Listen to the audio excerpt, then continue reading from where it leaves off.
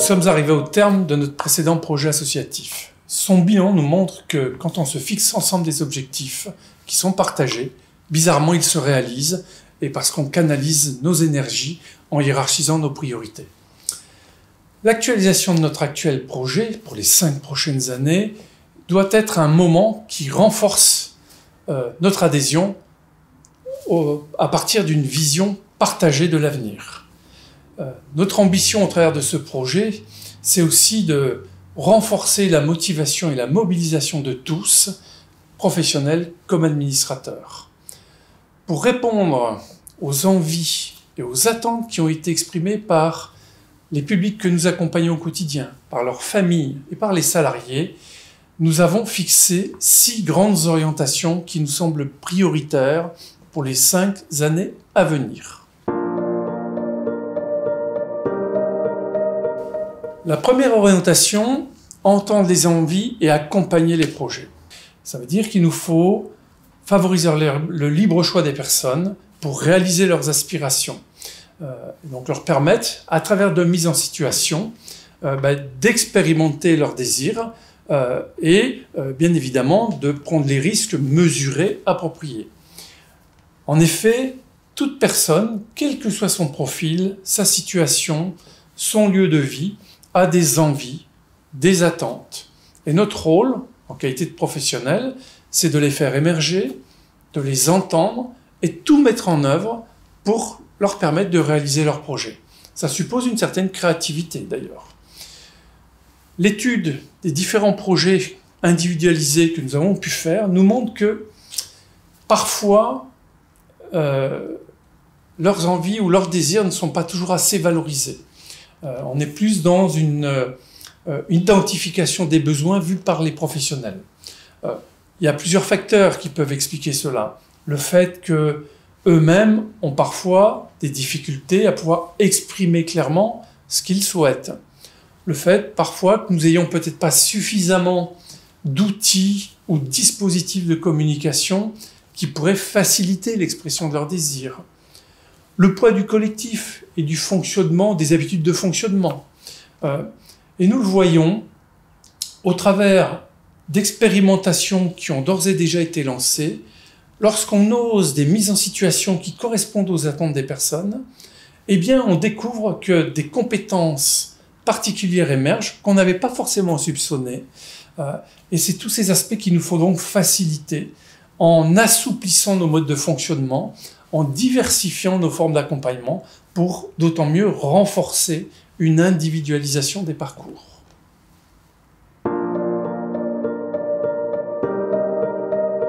Aujourd'hui encore, quand on analyse les besoins sur le territoire, nous constatons que trop de personnes restent dans l'attente d'un accueil ou d'un accompagnement adapté à leurs attentes. Ceci notamment pour des situations particulières, dites situations assez complexes. Complexes liées à une rupture de parcours ou simplement parce que du fait d'un manque d'offres sur le territoire ou de services combinés, eh bien, on ne peut pas trouver une réponse appropriée à chaque situation. Ainsi, certaines personnes se voient contraintes de chercher sur d'autres territoires les réponses qui font défaut sur notre département. Notre responsabilité en tant qu'association militante est de pouvoir mobiliser toute notre énergie et notre créativité pour apporter des réponses de proximité, adaptées à leurs projets et attentes, quitte à revisiter nos schémas d'organisation et à bousculer nos pratiques. Il nous faut faire en sorte que les familles ne soient plus contraintes de trouver un accueil pour leurs proches, parfois à l'étranger, je pense notamment à la Belgique. Notre militance doit aussi se traduire sur ces volets. À partir du moment où nous raisonnons maillage de réponse plutôt que place, à partir du moment où nous assouplissons nos modes de fonctionnement pour développer des palettes de réponses diversifiées qui se complètent, eh bien on peut démultiplier nos capacités de réponse et avoir des réponses sur mesure. À titre d'exemple, développer des accueils à temps partiel, permettre une gestion de file active, déployer des nouvelles formes d'intervention au domicile, doivent nous permettre d'élargir notre capacité d'accompagnement et ainsi soulager les familles aujourd'hui sans réponse. Notre association doit s'autoriser à faire de la créativité et à être force de proposition auprès de nos partenaires financeurs. Quand on parle d'inclusion, on voit que beaucoup de projets ont d'ores et déjà été engagés au sein de notre association. Mais quand on écoute les résidents et les publics que nous accompagnons, on en voit qu'on peut aller beaucoup plus loin. Qu'est-ce qu'ils nous demandent? Ils nous demandent de pouvoir, comment dirais-je, amplifier l'inclusion dans tous les domaines, de l'habitat, du travail, de la vie sociale et citoyenne. Charge à nous, dans nos projets d'établissement, de développer des axes, des objectifs sur ces différents domaines qui permettent aux personnes que nous accompagnons, de vivre en quelque sorte un peu comme tout le monde. Qu'elles aussi puissent, je dirais, s'investir dans la vie citoyenne. Ça suppose naturellement pour nous de travailler davantage les mises en situation d'autonomie et de fait de raisonner comment on organise la gestion du risque sécurisé. Faire une expérience qui n'aboutit pas n'est jamais une erreur et apporte toujours quelque chose. Il nous faut donc créer les conditions du choix et donner à chacun le droit d'expérimenter, de décider du mode de vie qui lui convient le mieux. Enfin, renforcer les liens avec la cité suppose une ouverture sur l'extérieur qui soit forte et qui nous permette de prendre part davantage à la vie sociale locale. Beaucoup nous ont exprimé le souhait d'être aussi des acteurs actifs dans la vie citoyenne, c'est-à-dire qu'ils souhaitent aussi être contributeurs d'actions d'utilité sociale qui donnent aussi du sens et qui permet aussi de changer le regard des concitoyens, montrant que des personnes différentes ou fragiles peuvent aussi apporter à la vie de la cité. Bref, plus nous développerons d'actions facilitant le vivre ensemble, plus nous développerons des activités où celles-ci seront ouvertes aux concitoyens, et plus nous pourrons illustrer que les différences sont une vraie richesse sociale pour tout un chacun. Quelle que soit la situation, le parent reste le parent, c'est une évidence. Et les proches aidants constituent des soutiens indispensables. Il doit être un partenaire qui prend toute sa place en complémentarité des actions déployées par et avec les professionnels. Ils ont beaucoup de choses à nous apprendre de leur expérience, de leur pratique, voire de leur formation aussi. Ça suppose pour nous de créer des espaces de rencontre, de régulation en continu et de créer aussi des moments de partage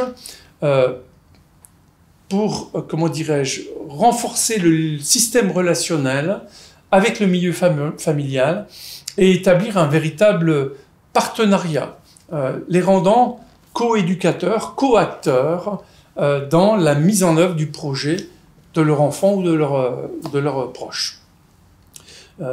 Plus nous arriverons à travailler sur une approche de type systémie familiale, et plus nous pourrons avoir une singularité d'accompagnement susceptible d'apporter une véritable valeur ajoutée au public que nous accompagnons. Ce mot performant peut interpeller, et pourtant, s'il y a bien un domaine où nous devons être encore plus performants qu'ailleurs, c'est justement dans notre domaine, parce qu'il faut entendre la performance comme une plus-value éducative et sociale au profit des publics que nous accompagnons. Qu'est-ce qu'on constate? Que la technologie évolue rapidement et nous permet d'explorer tout un tas de nouveaux outils qui élargissent le champ des possibles dans bien des domaines. La domotique, par exemple, permet d'appréhender l'habitat autonome pour beaucoup plus de publics. Des outils perfectionnés de communication et d'apprentissage permettent des échanges avec des personnes dont on ne soupçonnait pas leur potentialité. L'initiative développement des projets innovants que nous avons lancé en 2018 en mobilisant des fonds propres et notre fonds de dotation Antidote a suscité un vrai enthousiasme et une vraie mobilisation des acteurs de terrain. Ils ont saisi cette opportunité qui leur était donnée pour faire valoir leurs idées qui ont permis de contribuer vraiment à l'amélioration de la qualité de vie des personnes. Leurs expériences de terrain, les observations, les hypothèses de travail méritent d'être davantage exploitées pour initier et expérimenter de nouvelles formes d'accompagnement susceptibles d'être cernées si les résultats sont positifs. En d'autres termes, autorisons-nous et renforçons notre potentiel d'expérimentation et d'innovation. Cherchons avec des partenaires tels que les universités, les laboratoires de recherche, les partenaires privés.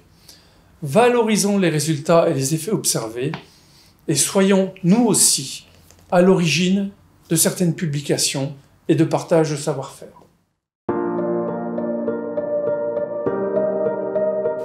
En fait, les 5 premières orientations que nous avons présentées ne pourront se réaliser que si nous sommes en capacité de faire évoluer nos organisations. Permettre le développement de projets d'accompagnement sur mesure suppose de rompre avec un mode d'organisation un peu en silo, qui est l'histoire du secteur de l'association sociale en France. Et l'idée, c'est de travailler davantage avec beaucoup plus de transversalité. De fait, renforcer des projets sous forme de parcours de vie pour nos publics suppose de donner beaucoup plus d'agilité que d'être dans des logiques de place au sein d'un établissement. Sauf à considérer que chacun a le même besoin et donc le même niveau de réponse. Nous mesurons tous les jours les limites d'un corpus juridique trop verrouillé qui segmente les formes d'organisation et d'accompagnement et qui nuit à la bonne réalisation des projets de chacun. Une coordination des acteurs et un partage d'informations en temps réel est nécessaire. La crise sanitaire, d'ailleurs, nous a montré que les outils digitaux et dématérialisés pouvaient être efficaces et permettre une certaine souplesse de fonctionnement. L'évolution de nos métiers nécessite aussi une politique de gestion des ressources humaines volontariste qui permette d'adapter les compétences de nos professionnels aux évolutions des projets. C'est une condition clé pour mieux coller aux attentes des publics que nous accompagnons.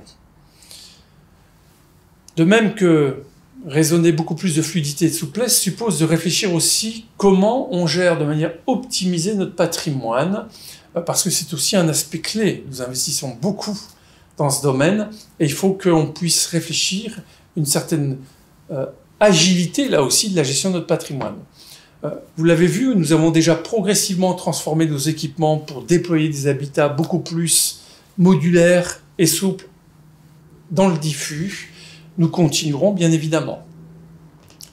Enfin, en qualité d'acteurs socio-économiques importants sur nos territoires, il nous paraît aussi important et indispensable de renforcer nos actions en faveur du développement durable. Nous avons commencé à mener différentes actions, mais les enjeux écologiques que nous connaissons aujourd'hui doivent nous inciter à aller encore plus loin. Une formidable dynamique nous attend pour ces 5 prochaines années et des transformations notoires seront susceptibles de se déployer. Pour évaluer l'avancée et les impacts de ce nouveau projet associatif, nous avons mis en place 2 grandes catégories d'indicateurs d'évaluation et de résultats.